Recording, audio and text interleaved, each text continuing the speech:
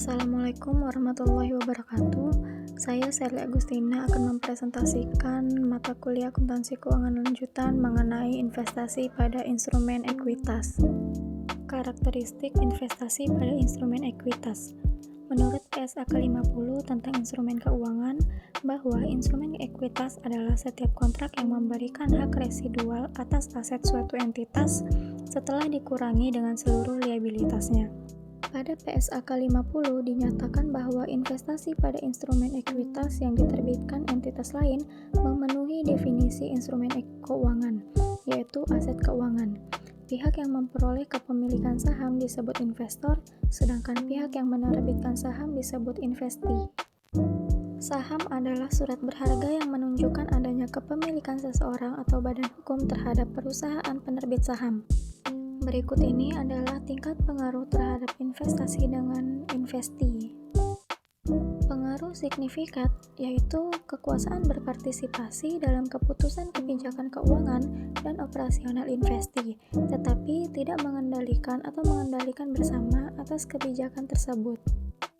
Biasanya pengaruh signifikan diperoleh jika kepemilikan investor baik secara langsung sebesar 20% hingga 50%. Kecuali dapat dibuktikan sebaliknya bahwa tidak terdapat pengaruh signifikan.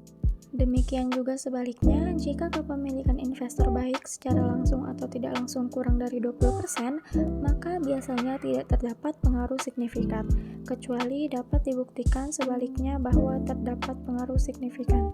Selanjutnya, metode akuntansi atas investasi pada instrumen ekuitas. Metode biaya dan nilai wajar. Secara akuntansi, metode biaya harus diterapkan oleh investor yang memiliki saham berhak suara pada perusahaan lain, baik secara langsung maupun secara tidak langsung dengan kepemilikan kurang dari 20%.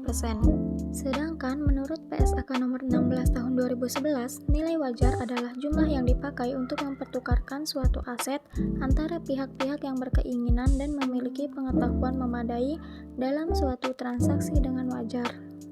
Sedangkan metode ekuitas adalah metode pencatatan investasi yang pada awal perolehan investor mencatat investasi sebesar biayanya, dividen maupun distribusi laba dicatat sebagai pengurang akun investasi.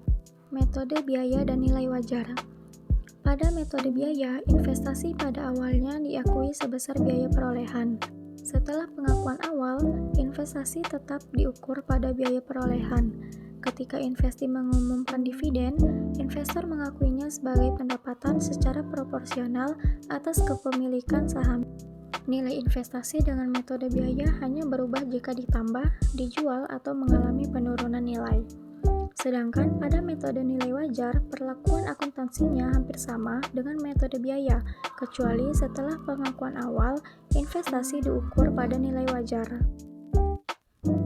Berdasarkan PSAK 15, investasi dengan metode ekuitas pada awalnya diakui sebesar biaya perolehan.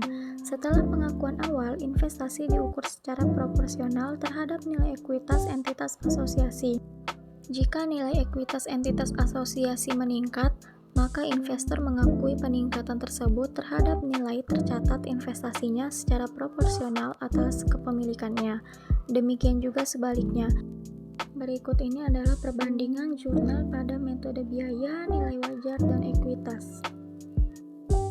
Alokasi selisih atas biaya perolehan investasi.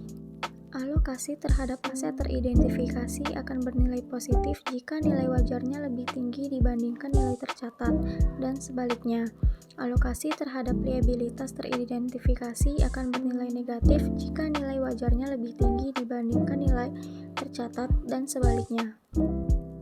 Selanjutnya, penghentian pengakuan.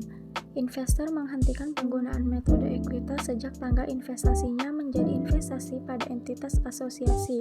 Hilangnya pengaruh signifikan, yaitu ketika pertama, investasi menjadi investasi pada anak perusahaan, maka investor mencatat investasinya sesuai dengan PSAK 22 revisi 2010 dan PSAK 65.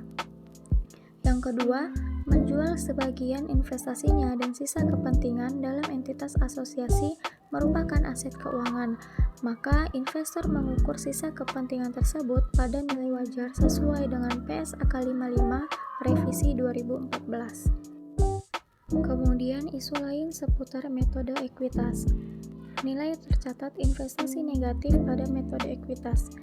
Jika nilai tercatat investasi menjadi nol atau negatif akibat bagian investor terhadap rugi entitas asosiasi sama dengan atau melebihi kepentingannya pada entitas asosiasi, maka investor menghentikan pengakuan bagiannya atas rugi lebih lanjut.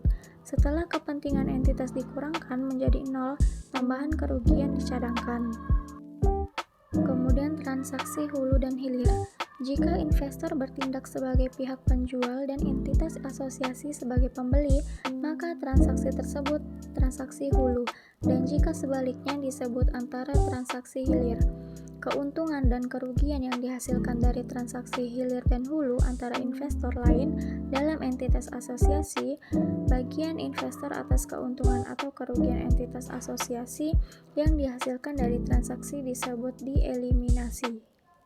Baik, hanya ini yang dapat saya sampaikan. Mohon maaf apabila terdapat kekurangan dan kesalahan dalam penyampaian materi. Terima kasih. Wassalamualaikum warahmatullahi wabarakatuh.